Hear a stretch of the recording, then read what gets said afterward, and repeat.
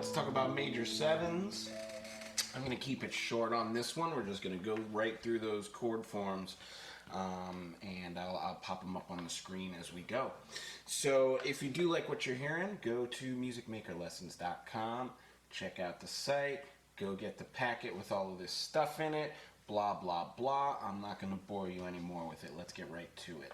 So major sevens are really cool. It's just a major triad on the bottom with a regular old seventh on top, major seven.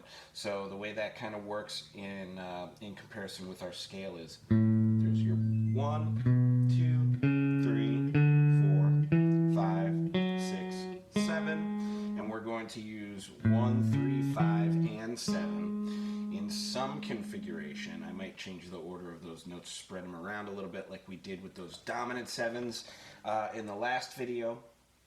And by the way, go check that out if you haven't yet. Dominant sevens are way cool and super important for gigging, I would say.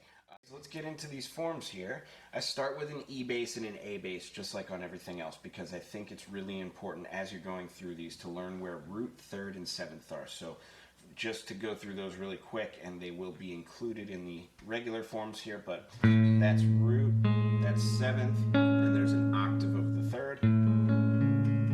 There. And I like for an A bass form, that one's great. This one is also great with the third up an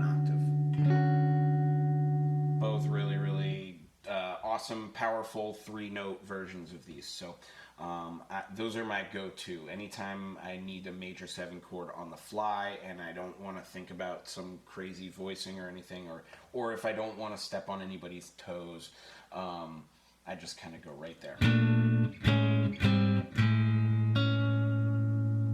Cool. That said, here are the voicings. We'll start with E bass. I just add a fifth to that, so that's right there. Cool. So these move up by the bass note until I get to the top. But I do like to note that I get this little melody on top. That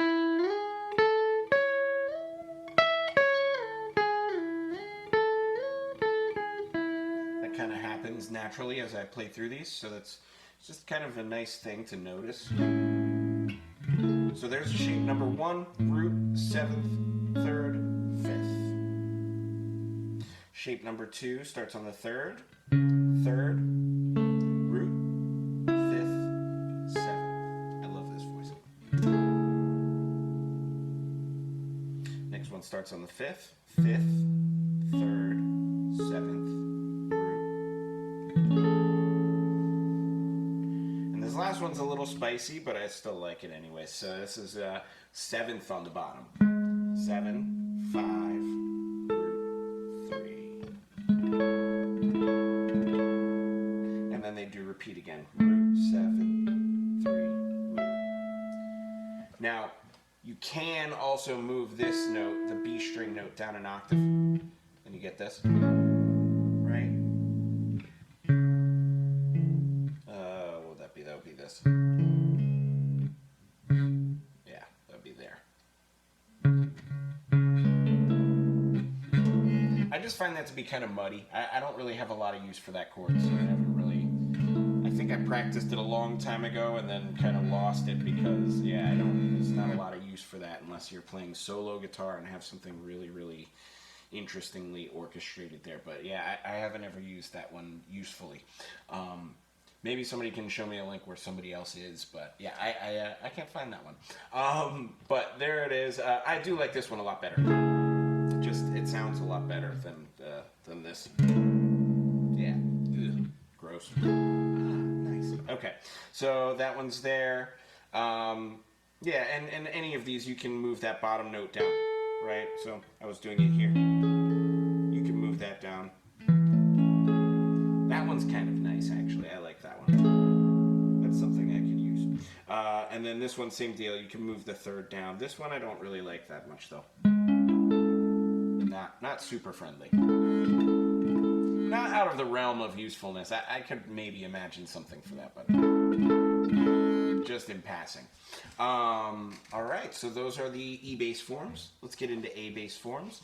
These are going to start on the third, just because I'm in the key of A here, and I find it to be the easiest thing to fit on the guitar. So this one starts on the third. And again, I have them spread so that I'm skipping the string here, so it's 1, 2, 3, 4. That's my spread here. And you can always move this note down an octave. That would look like that. And that one's kind of pretty. It's kind of the same inversion as that last one, but because I'm using thinner strings, it's just a little more friendly. There we go. So there's that one. But I don't know. I usually prefer this one. It's a little nicer. So there's from the third, root, fifth, 7, right? Then I have fifth, third, 7, root. This one's also really nice to move the root down in octaves. I really like that one, that's pretty. So anyways, then we go to the 7, right? And we are here. Not the friendliest. I usually prefer to switch the root and the 7, which sounds more like this.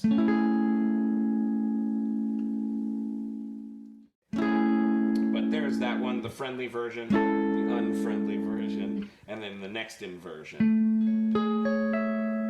Oh, let's talk about those. So that's 7, 7, third, 5th, root. Or you can do root, 3rd, 5th, 7th. And they're both just really, really close to each other.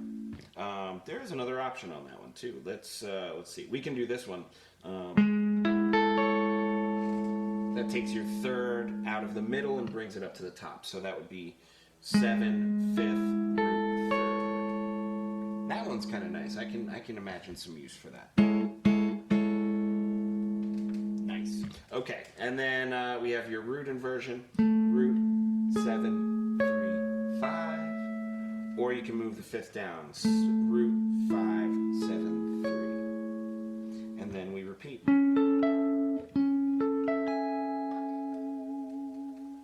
Okay. So then for the final string set that we'll do here, and again, on 7th chords, I only do 3 because we need 4 notes. There's only so many combinations of 4 notes you can get using 6 strings, so there's really only these 3 for you. That said, again, I'll start with the root inversion, and again, this one's kind of the one with the 7 in the bottom.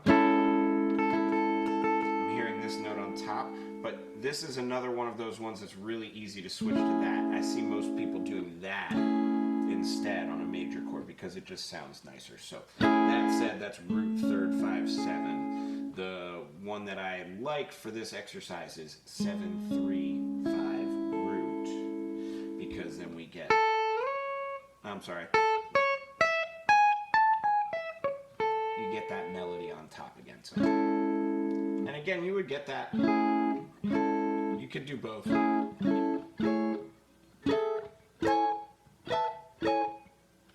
Right? And you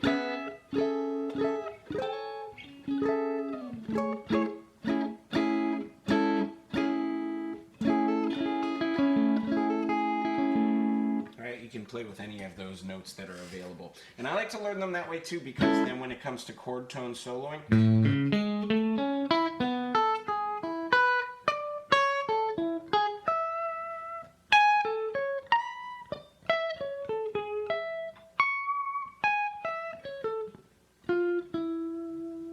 chord tones and then work around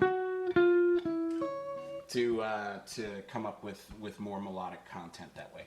So I like to learn all of those chord tones in that way. So that said, I have 7, 3, 5, root, root, 5, 7, 3, 3, 7, root, 5, 5, root, 3, 7. And then they do repeat.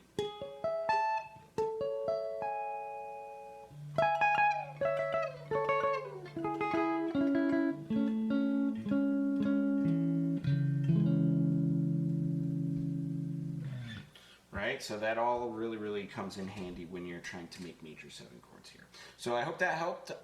That is all for major 7 chords today. Let's get into minor 7s tomorrow, and then I've left out minor 7 flat 5s and minor major 7s. So we'll get into those at another time as well. Thanks for tuning in. If you do like what you're hearing and seeing and learning, go to musicmakerlessons.com and get all the info there. I will see you next time. Thanks.